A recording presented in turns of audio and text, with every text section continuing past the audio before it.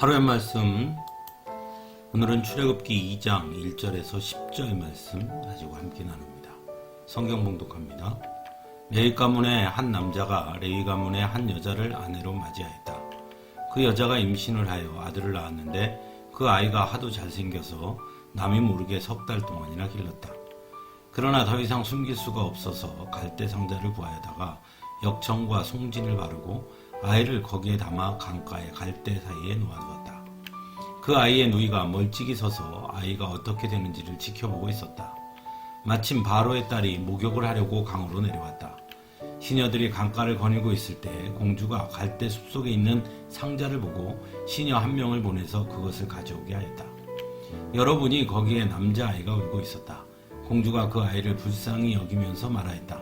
이 아이는 틀림없이 히브리 사람의 아이로구나.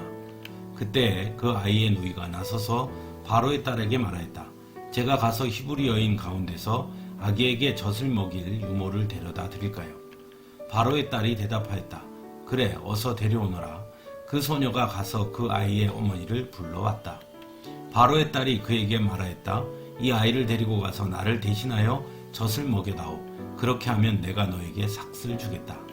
그래서 그 여인은 그 아이를 데리고 가서 젖을 먹였다. 그 아이가 다 자란 다음에 그 여인이 그 아이를 바로의 딸에게 데려다 주니 공주는 이 아이를 양자로 삼았다. 공주는 내가 그를 물에서 건졌다 하면서 그의 이름을 모세라고 지었다. 아멘. 오늘 우리가 함께 만나게 되는 본문은 모세의 출생에서부터 모세가 어떻게 바로의 왕실에서 자라게 되었는지를 보여주는 장면입니다. 그런데 오늘 본문에서 매우 특이한 점이 한 가지 있음을 보게 됩니다. 그것은 오늘 본문의 어느 누구도 이름이 등장하지 않는다는 사실입니다. 처음 시작부터 모세의 아버지를 레위 가문의 한 남자라고 말하고 모세의 어머니는 레위 가문의 한 여자, 그리고 모세의 누이 역시 그저 누이라고만 등장합니다. 모세를 건졌던 공주의 이름도 등장하지 않고 그저 바로의 딸이라고만 등장하는 것을 볼 수 있습니다. 그리고 나서 10절에 오늘 본문에서 유일하게 등장하는 이름인 모세라는 이름이 등장하는 것을 보게 됩니다. 이름이란 단순히 호칭의 의미를 뛰어넘어 존재적 의미가 있다고 할 수 있을 것입니다. 그래서 호랑이는 죽어서 가죽을 남기고 사람은 죽어서 이름을 남긴다라는 말이 있는 것처럼 사람들은 이름을 매우 중요하게 여기게 됩니다. 그래서 중요한 상황에서는 이름을 남기려고 하는 것이 보편적인 사람의 모습이다 할 수 있을 것입니다. 그렇다면 왜 오늘 읽은 말씀에서는 모두 이름이 삭제되어 있는 것일까요? 모세의 아버지 이름은 아므람이고 어머니의 이름은 요게벳이며 모세의 누이는 미리암이라는 것을 우리는 성경을 통해 충분히 알 수 있습니다. 그렇기 때문에 오히려 오늘 본문의 내용에서 그들의 이름을 밝히는 것이 어떻게 보면 훨씬 더 자연스러워 보일 수 있음에도 불구하고 이름을 밝히지 않은 것을 볼 때에는 분명한 의도가 있는 것은 아닌가 생각해 보게 됩니다. 먼저는 모세에게 집중하도록 하기 위해서라고 할 수 있습니다.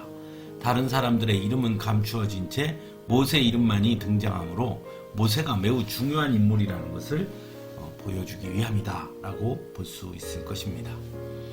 하지만 성경은 어느 한 사람의 위인전이 아니고 하나님이 중심인 책이라는 측면에서 볼 때 그런 의도는 성경의 성격과는 조금 맞지 않는다고도 할 수 있을 것입니다. 또 한 가지 생각할 것은 비록 많은 사람들이 등장하지만 결국 이 일을 이루신 분은 하나님이시라는 것을 드러내기 위함이라고도 볼 수 있을 것입니다. 다른 사람들의 이름이 등장하면 오히려 그들의 손에 의해 모세가 생명을 보존하고 결국 바로의 궁전에서 살 수 있게 되었다고 착각할 수 있기 때문이라는 것이죠. 그래서 이 모든 일은 오직 하나님께서 주관하신 일이라는 것을 드러내기 위함이다 라고 볼 수 있을 것입니다. 하지만 중요한 것은 출애굽기 2장 1절에서 10절의 내용 중에 하나님의 간섭하심이나 하나님이라는 단어 자체가 등장하지 않는다는 것입니다.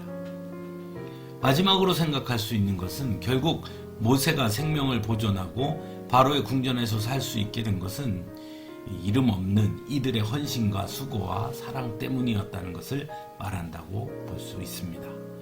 그들의 작은 사랑과 수고와 헌신이 결국 모세를 모세 되게 했으며 더 나아가 이스라엘 백성들을 이집트에서 건져내는 하나님께서 주신 사명을 감당할 수 있게 했다는 것을 말한다고 볼 수 있다는 것입니다.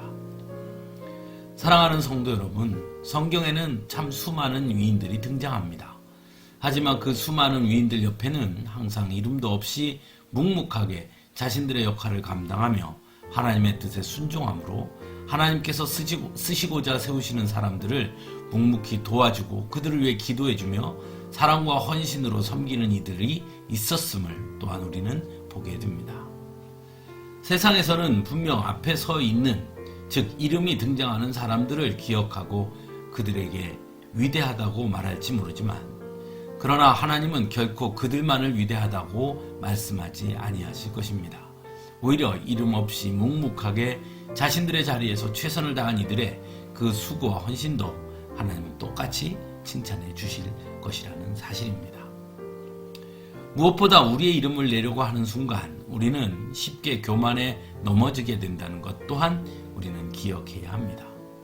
그래서 성도는 언제나 겸손함으로 우리의 이름이 아닌 오직 하나님의 이름이 드러나기를 위해 기도하고 행동해야 하는 것이겠지요.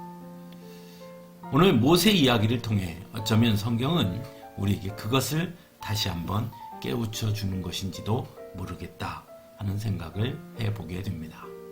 함께 기도하겠습니다.